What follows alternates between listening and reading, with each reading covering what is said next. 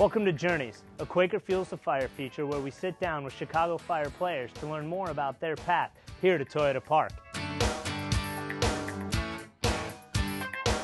Austin, let's start toward the beginning. When did you start playing soccer? I really got into soccer when I was kind of getting into middle school. I was kind of an all-sport kid growing up, but middle school and going into high school is when I really started, really enjoying soccer and having the passion for it. I love playing the game. I think it's entertaining. It's always fun for me. The other sports were just something I grew up playing because that's what everyone else did. And I didn't really have the passion for it. And soccer, I just loved being out there, every day that I could. A lot of the kids are playing baseball and basketball, and especially football. When I was growing up, football starting to get big. So, there really was only a select few of us that were playing select soccer, travel club soccer. It was kind of, under the radar. How big of a role did your parents play into your foray into soccer? Yeah, they played a huge role. They were always, the drop of a pen, able to drive into practice, drive me to, Florida for a soccer tournament over Christmas. That's their vacation for them. They love to travel to my games, especially now. I always wanted to be a professional athlete. I might have started off in baseball and football and basketball, but as I started picking up soccer more, in high school, and I think I set a goal for myself in high school. I want to play Division I soccer, and then from there on out, I knew I could play as a professional athlete, and I wanted to play soccer. What would you say is one of the key moments of your journey to this point?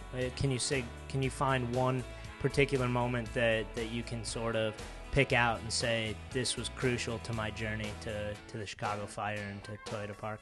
Yeah, I think the biggest moment was being able to get a spot with the University of Louisville. It was Ken Lowell's first year. I had I was very lucky and fortunate that it was kind of a building year for him at that program, and he was willing to take a chance on someone like me who was basically more of an athlete than a soccer player. And from there on out, Ken Lowell is such a great coach, and I'm just so fortunate for that chance and for what he's done for me and for what all the coaches at Louisville have done for me.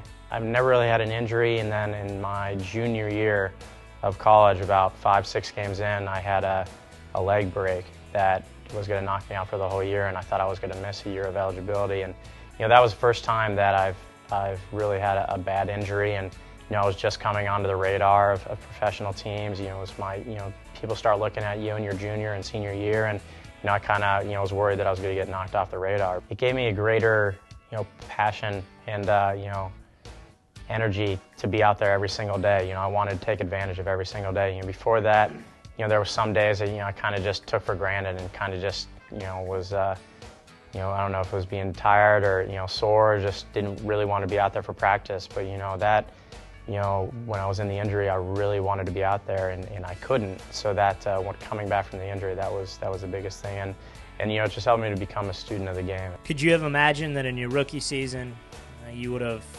played 28 consecutive games, scored 3 goals, had a cereal box created, and be named MLS Rookie of the Year? Is that something that you had in the plans? Yeah, they're all goals that are written down, but you write them. I kind of write them with an open mind, and if you're striving to reach those goals, you become a better player. Even if I never would have stepped on the field, but I got the opportunity through certain instances that I was able to step on the field, and it's going to be doing great for my career.